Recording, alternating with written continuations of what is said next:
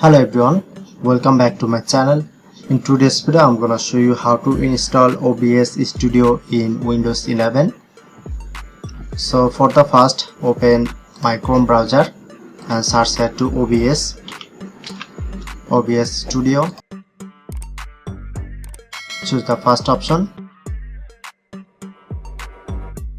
and select a Windows version.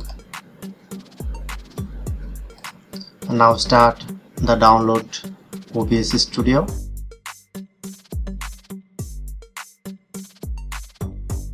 And once complete the download,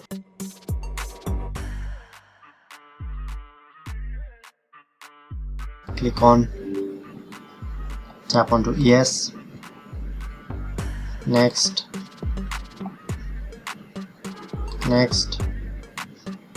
and then finally click on to install.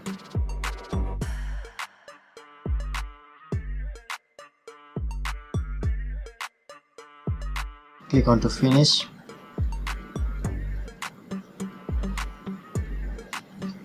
Okay, now done. Now successfully download and install OBS Studio in my Windows 11. If in this video helpful, please hit the like button and subscribe our tutorial channel for more video.